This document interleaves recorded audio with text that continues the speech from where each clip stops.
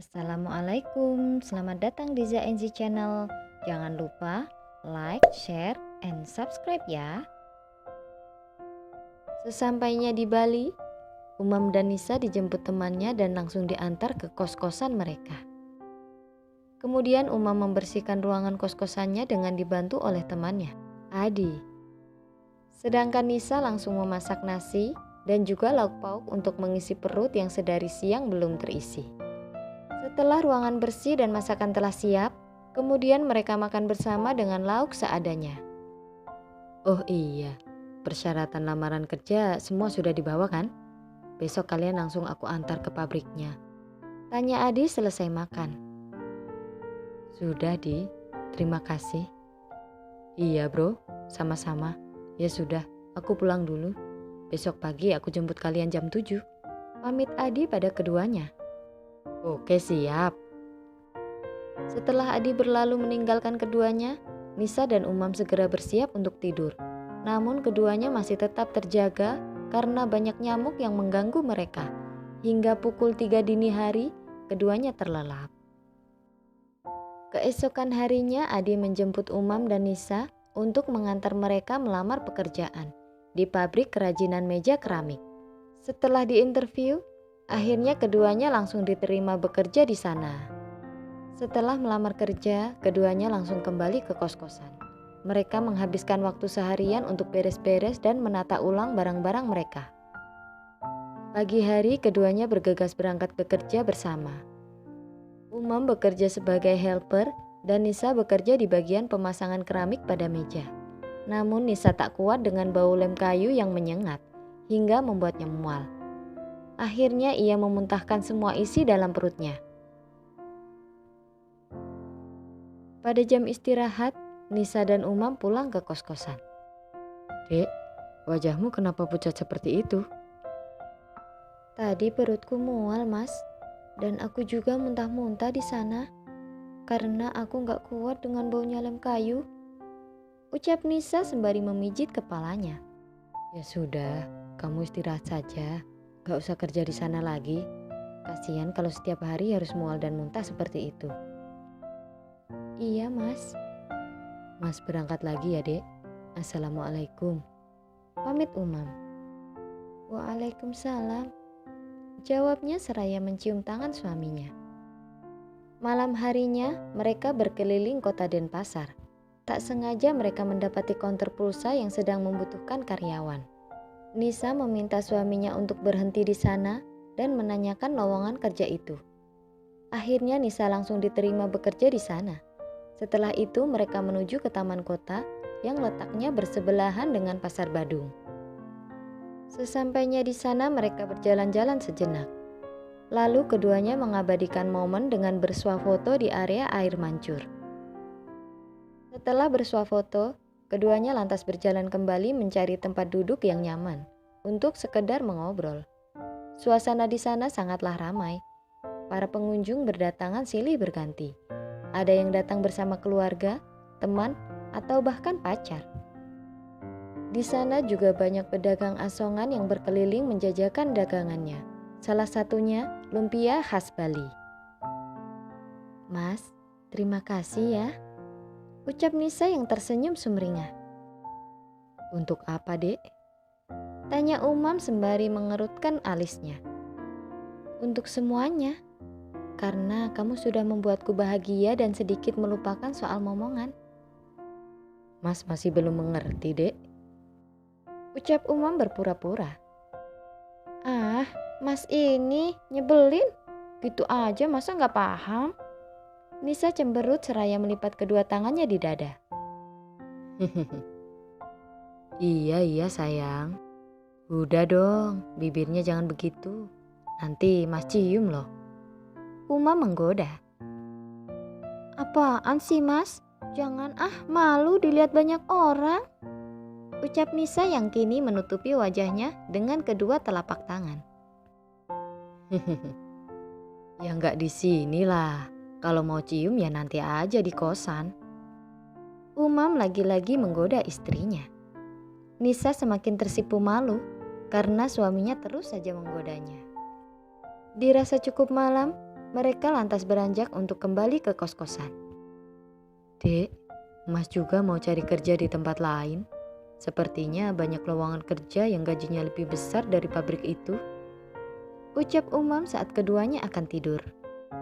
Iya mas, sepertinya di bengkel mobil sebelah terminal itu ada lowongan. Kebetulan kan, mas dulu sekolah jurusan otomotif kan? Iya juga ya dek. Coba besok mas ke sana dan langsung bawa CV lamaran. Siapa tahu diterima. Umam berinisiatif. Kemudian keduanya mengaminkan. Pagi hari, setelah menyerahkan CV lamaran, akhirnya Umam diterima bekerja di bengkel ban mobil. Kemudian ia langsung di-training selama 3 bulan. Beberapa bulan berlalu. Saat Umam dan Nisa libur bekerja selama 2 hari, mereka memanfaatkan waktunya untuk pulang ke Jawa. Kebetulan salah satu saudaranya ada yang melahirkan. Setibanya di rumah, Bu Zainab membukakan pintu untuk keduanya. Karena mereka sampai rumah sudah tengah malam. Setelah masuk dan membersihkan diri, keduanya lantas beristirahat. Esok hari, di saat Nisa menjenguk saudaranya yang melahirkan, tanpa terasa kini matanya berkaca-kaca saat melihat bayi mungil. Mengingat dirinya yang masih saja belum berhasil untuk memiliki momongan. Nisa, kamu kapan datang? Katanya kerja di Bali ya? Tanya Nur yang tengah memangku bayinya. Iya mbak, baru semalam sampai. Jawab Nisa seraya bersalaman. Kemudian mereka berbincang cukup lama. Para tamu berdatangan untuk menjenguk Nur dan bayinya. Nisa, kapan datang dok? Tanya Bu Fatona. Baru semalam sampai bu. Jawabnya seraya tersenyum. Nisa, apa kamu gak ingin punya bayi mungil seperti ini? Celetuk tetangganya, Bule Darmi. Sebenarnya aku juga ingin segera punya momongan Bule. Tapi yang namanya rezeki kan sudah diatur Allah. Jawab Nisa sekenanya. Mbok ya coba minum jamu gitu atau pijat di tukang urut bayi. Siapa tahu bisa langsung jadi. Ujar Bule Darmi lagi. Ya nggak bisa langsung jadi juga toh Bu Darmi. Dikira mau buat bakwan, bikin adonan terus digoreng dan langsung jadi. Celetuk Budiah yang ikut nimbrung. Sudah, kasihan Nisa nanti sedih. Bu Fatona menyudahi pembicaraan mereka. Yang sabar ya Nduk, jangan diambil hati. Ucap Bu Fatona lagi seraya menoleh ke arah Nisa, yang dijawab anggukan kepala dan senyuman. Ya sudah Mbak Nur, aku pulang dulu ya. Semoga cepat pulih pasca lahiran. Ucap Nisa seraya memberikan kado. Iya Nisa, terima kasih udah jenguk aku dan anakku. Semoga kalian segera menyusul memiliki momongan. Nur mendoakan. Amin. Iya mbak, sama-sama. Assalamualaikum. Waalaikumsalam. Jawab semua orang serentak. Di perjalanan, Nisa hanya diam saja. Suaminya yang melihat dari kaca spion merasa ada yang aneh pada istrinya. Sayang, kamu kenapa? Gak biasanya kamu diam aja seperti ini? Tanya Umam yang masih fokus menyetir. Gak apa-apa mas, aku cuma capek aja. Nisa berusaha menutupi kesedihannya.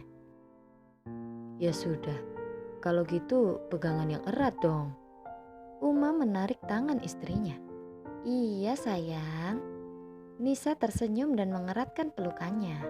Setibanya di rumah, Nisa langsung masuk ke dalam kamar untuk menuntaskan rasa sesak dalam dada yang sedari tadi ditahannya. Cukup lama ia menangis, hingga akhirnya ia tertidur. Umam yang masuk ke dalam kamar tengah mendapati istrinya yang tertidur pulas.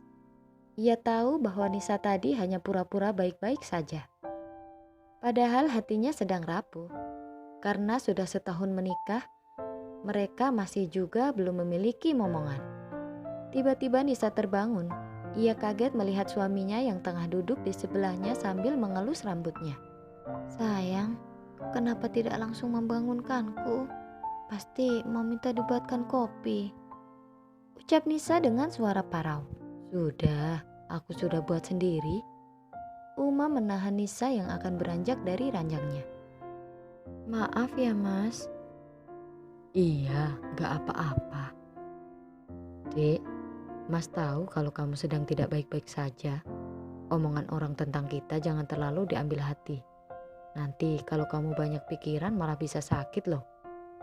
Uma mencoba menasihati istrinya. Iya mas, sebenarnya aku juga gak mau terlalu memikirkannya.